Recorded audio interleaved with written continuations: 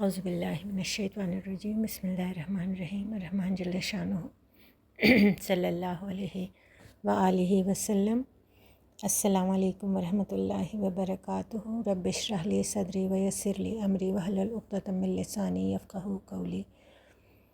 آج کی ہماری آیت ہے البقرہ کی آیت نمبر 9۔ یخادعون اللہ والذین آمنوا وما یخادعون اللہ الا انفسہم وما یشعرون۔ وہ اللہ اور ایمان والوں کو دھوکہ دیتے ہیں مگر وہ حقیقت میں اپنے آپ کو دھوکہ دے رہے ہیں اور انہیں شعور نہیں۔ ابھی ہم اس کا لفظی ترجمہ ایکسپلین کرتے ہیں۔ یہاں پہ یخادعون جو لفظ ہے اس کا روٹ ہے خدا۔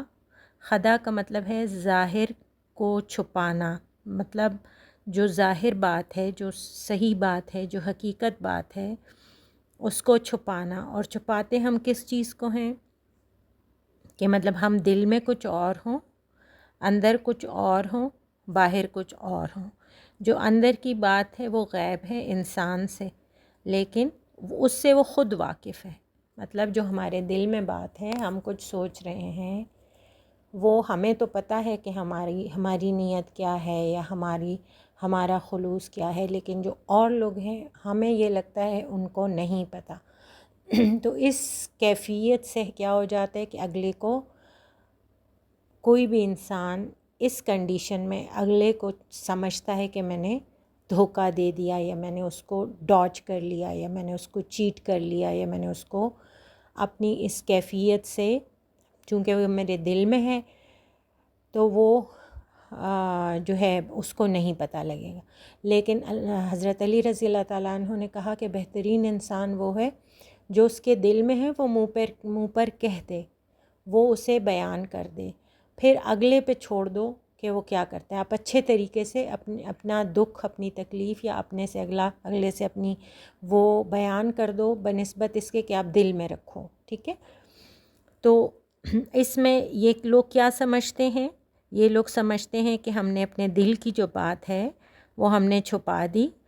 یخادعون ظاہر سے چھپانا، یا جو اپنے اندر کی بات ہے وہ چھپا دینا۔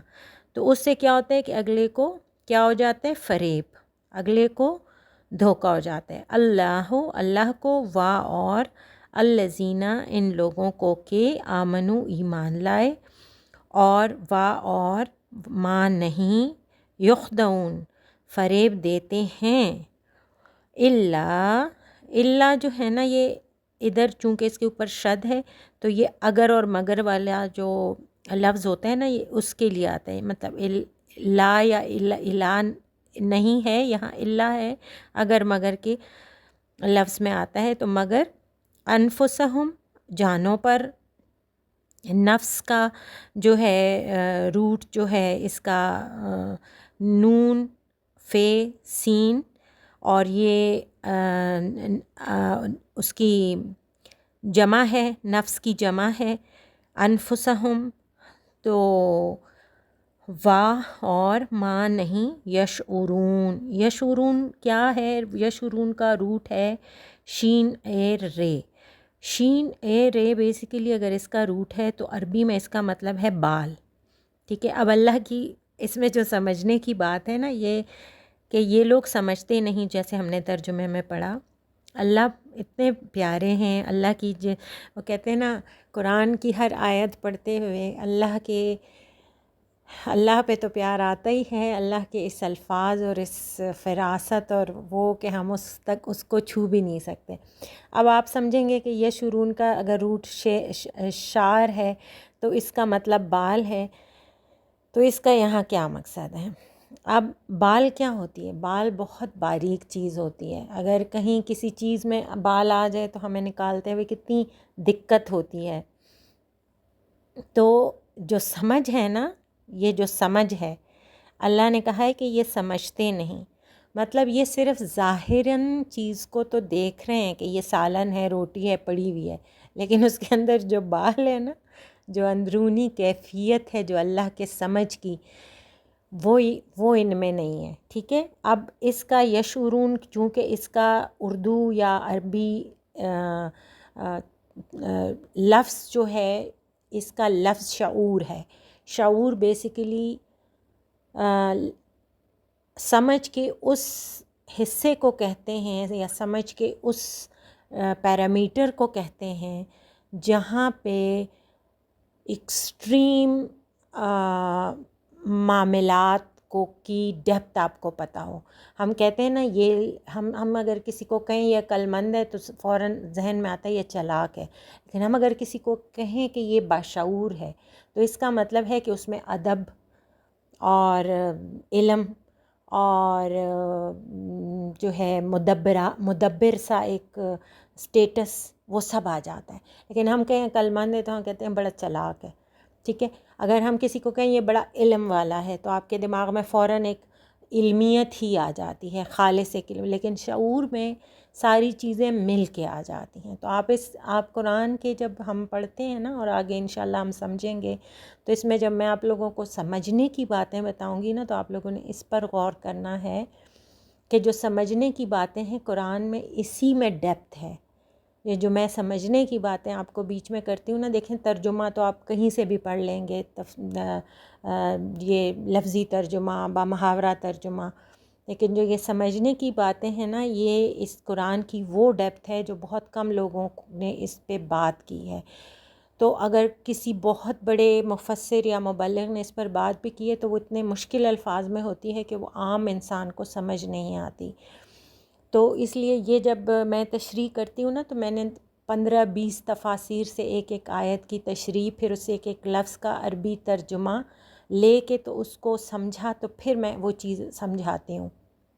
تو اس لیے آپ لوگ اس چیز کو اگر سمجھ گئے کہ اللہ نے یہ یشعرون کا لفظ اگر یہاں استعمال کیا ہے، یہ دیکھیں اگر یہاں یعلمون لفظ نہیں ہے کہ علم رکھتے ہیں، یہاں پہ یشعرون ہے، شعور کا لفظ ہے۔ تو شعور از اے ویری ڈیپ انڈرسٹینڈنگ، جس کو ہم جو ہمارے صوفیاء ہیں یا جو روحانی لوگ ہیں، انہوں نے بھی ان الفاظ کو بہت خوبصورتی سے ڈسکرائب کیا ہے، جس کی وجہ سے وہ اللہ کے اس علم تک بھی پہنچ گئے ہیں جو وہ کہتے ہیں نا روحانی علوم، یا جس کو کہیں باطنی علوم۔ تو یہ وہ والے علوم ہیں۔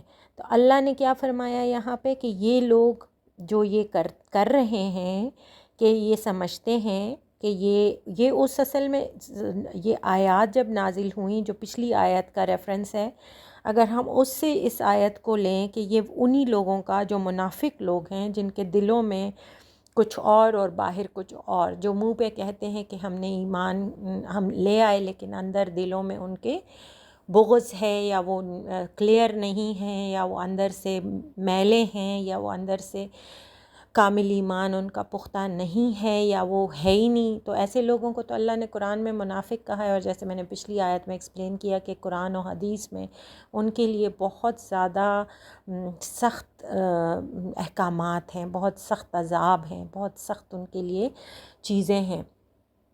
تو ہم یہاں پہ اگر ہم اس آیت کو ابھی دیکھیں، اسی آیت کا تسلسل ہے۔ تو اللہ پاک انہی لوگوں کے بارے میں فرما رہے ہیں کہ یہ لوگ جو ہیں یہ سمجھتے ہیں، مطلب وہ لوگ یہ سمجھتے ہیں کہ ہم نے اللہ کو اور مومنوں کو دھوکہ دے دیا ہے، لیکن مطلب اللہ کہتے ہیں کہ یہ جو بھی دھوکہ دے رہے ہیں یہ اپنے آپ کو دے رہے ہیں، کہ اور اپنے آپ کو کیسے دے رہے ہیں؟ اللہ کہہ رہے ہیں کہ یہ لوگ دھوکہ سمجھتے ہیں کہ انہوں نے اللہ کو یا مومنوں کو دھوکہ دے دیا۔ اب یہ دیکھیں اس وقت کے حالات کو سمجھیں، کفار ہیں، مشرکین ہیں، منافقین ہیں، نبی صلی اللہ علیہ وسلم کے کافی رائیولز ہیں، اور نبی پاک صلی اللہ علیہ وسلم اس میں تبلیغ حق کر رہے ہیں، ٹھیک ہے، اللہ کی وحدانیت کا لوگوں کو بتا رہے ہیں۔ آج کل کے زمانے میں بھی بڑا مشکل ہے، جو بھی حق کی بات کرتا ہے، جو بھی اللہ کی طرف بلاتا ہے، اس کو لوگ کارنر کر دیتے ہیں کہ یہ تو فضول بات کر رہا ہے، بس اس کو تو سائڈ پہ کر دو۔ تو حق کی بات پہلے تو کوئی سنتا ہی نہیں، وہ بٹن ہی نہیں کلک کرتا نا، جو حق کی باتوں والا بٹن ہے وہ نہیں کلک لوگ کرتے، لیکن جو خدا نخواستہ وہ لوگ کر لیں، کبھی اس چیز کو سن لیں تو وہ اس چیز کی ڈیپتھ کو ہی نہیں پہنچتے، یا وہ ان کے دلوں پر اثر ہی نہیں کرتی کہ وہ اس طرح اس چیز کا ایسنس جو ہے اس کو اپنے اندر سمو لیں۔ خیر مبلغ کا تو کام ہے کہ وہ اچھی بات کرے، بے شک ایک بندہ بھی فلاح پا جائے تو اللہ اس کا بہت اجر اس بندے کو عطا کر دیتے ہیں، جو بھی پریچر ہوتا ہے، جو بھی گائیڈ ہوتا ہے، جو بھی سکھانے والا ہوتا ہے۔ تو اس وقت نبی پاک صلی اللہ علیہ وسلم کا بھی کام تو ظاہر ہے وہ تو پریچنگ تھا، اور نبی پاک صلی اللہ علیہ وسلم نے تو گائیڈ کرنا تھا، لیکن وہ جو جب اس قسم کے لوگ آتے تھے جو دوغلے ہوتے تھے، منافق ہوتے تھے، تو وہ جب ان محفلوں میں آ کر بیٹھتے تھے تو وہ کہتے تھے کہ ہم آپ کے ساتھ ہیں، اور جب واپس ادھر جاتے تھے تو ان سے کہتے تھے کہ آپ کے پاس ساتھ ہیں۔ اس میں عبداللہ بن ابی کا بہت نام ہے، اور اس طرح بہت سارے اور مشرکین تھے جو بظاہر تو ایمان لے آئے لیکن ان کے دل ناپاک تھے، وہ دلوں میں کجی رکھتے تھے، بغض رکھتے تھے اسلام کے لیے، مسلمانوں کے لیے۔ تو اب ان لوگوں کو اللہ نے یہ کیوں فرمایا کہ کیونکہ حالات ایسے تھے، تو نبی صلی اللہ علیہ وسلم پہ تو اس وقت وحی لگاتار آ رہی تھی، تو نبی صلی اللہ علیہ وسلم کو تو اللہ پاک ساتھ ساتھ بتا رہے تھے، وحی آ رہی تھی، گائیڈ کر رہے تھے کہ یہ اس قسم کا معاملہ ہے۔ تو اللہ پاک جب نبی صلی اللہ علیہ وآلہ وسلم کو بتا دیتے تھے تو نبی صلی اللہ علیہ وسلم پہ وہ بات ان کی کھل جاتی تھی، عیاں ہو جاتی تھی۔ اب ظاہر ہے وہ اللہ سے بھی چھپے تو ہیں ہی نہیں، ظاہر ہے اللہ تو ہمارے شرک سے بھی قریب ہیں، اللہ تو ہمارے اندر باہر سے واقف ہیں، اللہ سے تو وہ دھوکہ کر ہی نہیں سکتے، چھپا ہی نہیں سکتے۔ اور نبی پاک صلی اللہ علیہ وسلم کو اللہ ہدایت فرما دیتے تھے، وہی کر دیتے تھے، تو ان کو بھی پتہ چل جاتا تھا۔ تو ایسی صورت میں آپ سوچیں وہ جو بندہ ہے جو دل میں ایک بات لیے بیٹھے، اس کی کیا حیثیت رہ جاتی ہے۔ وہ تو باہر سے وہ بے شک کپڑوں سے ڈھکا ہوا ہو، لیکن اندر سے تو وہ ننگا ہو گیا، اللہ کے آگے بھی ہو گیا اور بندوں کے مومنین کے آگے بھی ہو گیا۔ تو اس میں کس کا جو ہے نقصان ہو گیا؟ نہ اللہ کا کوئی نقصان ہوا، نہ مومنین کا کوئی نقصان ہوا۔ نقصان ہوا تو کس کا ہوا؟ اس بندے کا اپنا ہوا، اس نے دنیا بھی خراب کر دی اور عاقبت بھی خراب کر دی۔ تو ان باتوں پہ آج بھی ہمیں سوچنا چاہیے، جو بھی اللہ اور اللہ کے احکامات اور دین اور قرآن اور حدیث اور ان چیزوں سے دور ہیں، تو ان لوگوں کو یہ بات سمجھنی چاہیے کہ ہمیں اللہ پاک کو راضی کرنا ہے، ہمیں کسی کے آگے ہمیں نہیں دنیاوی مفادات حاصل کرنے، ہم بہت بھی کسی کے آگے من کر لیں اور بہت بھی کسی کے آگے جھک جائیں اور بہت بھی، لیکن اگر وہ اللہ کے لیے نہیں ہے، وہ اللہ کے راستے کے لیے نہیں ہے، تو وہ سب بیکار ہے۔ وہ جو دنیاوی ہماری ساری کوششیں وہ تو موت کے ساتھ ادھر ہی ختم ہو جانی ہے۔ موت کے بعد ہماری اگر کوئی بھی اچیومنٹس ہوں گی تو اس کا کیا فائدہ؟ وہ تو دنیا میں رہ گئی۔ تو ہم نے ان اچیومنٹس پہ غور کرنا ہے جو ہم نے آخرت میں ساتھ لے کر جانی ہے، ہمیں اس پر فوکس ہونا ہے۔ تو اس میں یشورون کا بھی میں نے آپ کو بتا دیا، یہ سمجھنے کی بات تھی کہ ان کے جو بغض تھے وہ اللہ کو بھی پتہ تھے، نبی صلی اللہ علیہ وسلم کو بھی پتہ تھے، لیکن وہ یہ سمجھتے تھے کہ ہم تو یہ ان کے ساتھ ہیں۔ سمجھنے کی بات بھی ہو گئی، ترجمہ بھی ہو گیا، سیاق و سباق بھی ہو گیا۔ ابھی میں تھوڑے سے حوالہ جات آپ لوگوں کو بتا دوں۔ حوالہ جات میں سورہ نساء میں 142 آیت میں اللہ نے فرمایا منافق اللہ کو دھوکہ دینا چاہتے ہیں لیکن وہ حقیقت میں اللہ کے دھوکے میں آ گئے ہیں۔ اب وہ چونکہ اللہ تو ان کے دلوں سے واقف ہیں، اللہ کو تو پتہ ہے کہ یہ منافق ہے، تو اس کا ٹریپ ایسے ہو گیا کہ اللہ نے اس کو اسی کی چال میں پھنسا دیا۔ تو یہ ہوتی ہے اللہ کی، وہ کہتے ہیں نا ہماری سوچ جہاں پہ ختم ہوتی ہے تو اللہ کی تو اتنی وسیع ہے کہ ہم اللہ کو دھوکہ نہیں دے سکتے۔ ایک اور جگہ حضرت ابو ہریرہ رضی اللہ تعالیٰ عنہ سے روایت ہے، رسول پاک صلی اللہ علیہ وسلم نے فرمایا منافق کی 3 نشانیاں ہیں، جب بات کرے جھوٹ بولے، جب وعدہ کرے تو توڑ دے، جب امانت دی جائے تو خیانت کرے۔ تو بس اگر آج کل کے زمانے میں بھی آپ نے منافقوں کی پہچان کرنی ہو تو یہ 3 چیزیں جس میں ہیں بس سمجھ جائیں کہ وہ منافق ہے۔ تو کچھ زیادہ پھر ان سے لین دین بس سرسری سا تعلق جو مجبوری والا تعلق ہے وہ رکھیں، اس سے زیادہ کا تعلق بندہ دور ہی رہے تو اچھا ہے۔ سورہ النساء میں ایک اور آیت میں ہے منافق کے بارے میں، نہیں یہ ایک حدیث پاک ہے، حضرت عبداللہ بن مسعود رضی اللہ تعالیٰ عنہ سے روایت ہے، رسول پاک صلی اللہ علیہ وسلم نے فرمایا منافق قیامت کے دن سب سے نچلے درجے کے جہنم میں ہوں گے، مطلب جہنم بھی اور جہنم کا بھی نچلا درجہ، ٹھیک ہے۔ تو اچھا ایک اور جگہ جو ہے ایک اور جگہ ہے کہ اے ایمان والو وہ بات کیوں کہتے ہو جو کرتے نہیں، اللہ کے نزدیک یہ سخت ناپسندیدہ ہے کہ ایسی بات کہو جو کرو نہیں۔ تو یہ بھی سورہ صف میں آئی ہے یہ والی آیت کہ اے ایمان والو وہ بات کیوں کہتے ہو جو کرتے نہیں۔ اب ہم نے بات کرتے وقت یا کسی سے معاملہ کرتے وقت بھی زبان پہ بھی مطلب احتیاط کرنی ہے کہ ہم نے وہ بات جب ہم کر ہی نہیں سکتے، ہم ایک معاملہ ہمارے اختیار میں نہیں ہے اور ہم کسی کو کہیں کہ اچھا، یا اس کو فالس ہوپس دیں یا فالس بات کریں، تو بس بندہ کہے ایکسکیوز کر دے، بیٹر از کہ بندہ ایکسکیوز کر دے کہ بھائی I can not do this, یا سوری میرے اختیار میں نہیں ہے، یا کوئی مناسب الفاظ سے انسان ایکسکیوز کر لے۔ سورہ المنافقون میں ہے کہ منافقین جب رسول اللہ صلی اللہ علیہ وسلم کے پاس آتے تھے تو زبانی طور پر ایمان کا دعویٰ کرتے تھے، لیکن اللہ نے ان کے دلوں کے حال کو بیان کیا۔ اب یہ دیکھیں نا، جب نبی پاک صلی اللہ علیہ وسلم کے پاس آتے تھے تو زبانی ایمان کا دعویٰ کرتے تھے۔ اب زبانی ایمان کیا ہے؟ اب آج کل بھی ہمارے دور میں بھی دیکھیں نا کتنے لوگ ہیں جو صحیح مسلمان، ہم جس کو کہیں مسلمان اور مومن میں بھی فرق ہوتا ہے نا، تو مسلمان جو ہے وہ جس نے کلمہ پڑھا اور بس کہتا ہے کہ میں مسلمان ہوں، اور ایک وہ ہے جو مومن ہے، جو دل و جسم جاں روح قلب سے مسلمان ہے، مومن ہے۔ تو اس میں اور دوسرے میں اللہ پاک نے خود قرآن میں فرق فرمایا ہے۔ تو آج کل بھی اگر اس قسم کے لوگ ہوں تو انسان بس اتنا تعلق رکھے کہ وہ قطع رحمی والا نہ ہو اور بس بہت بندہ دور ہی رہے۔ تو اور اللہ جانتا ہے کہ یقیناً تم اس کے رسول ہو، لیکن اللہ گواہی دیتا ہے کہ منافق جھوٹے ہیں۔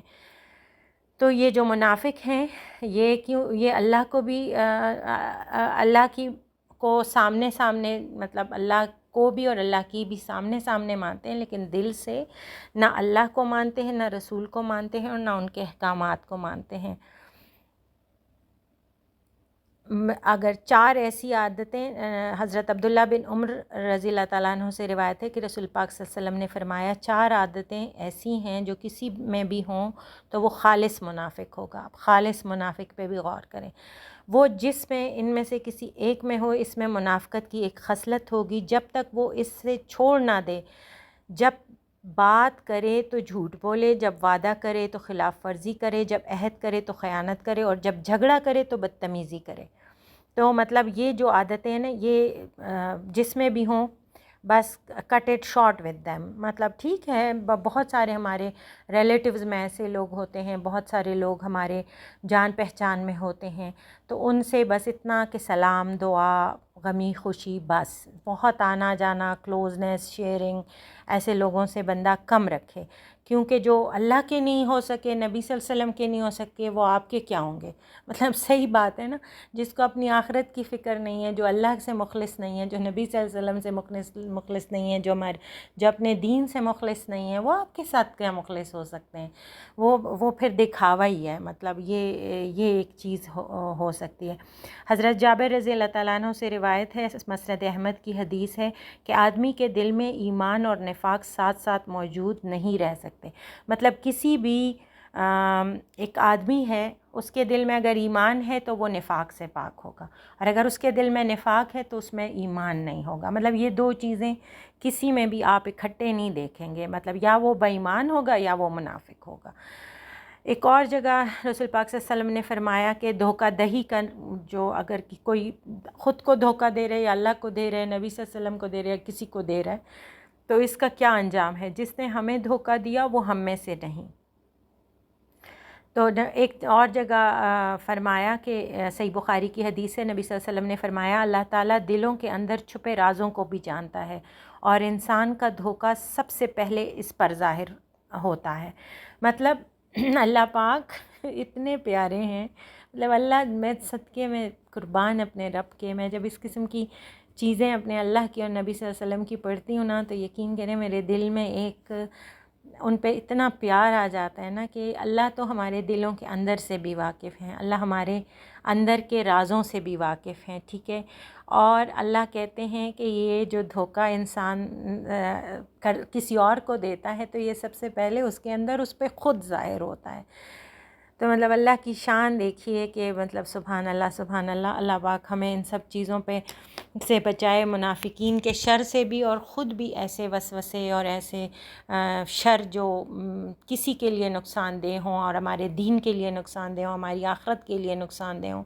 اللہ پاک ہمیں ان چیزوں سے بچائے رکھے، آمین ثم آمین۔ صدق اللہ العلی العظیم۔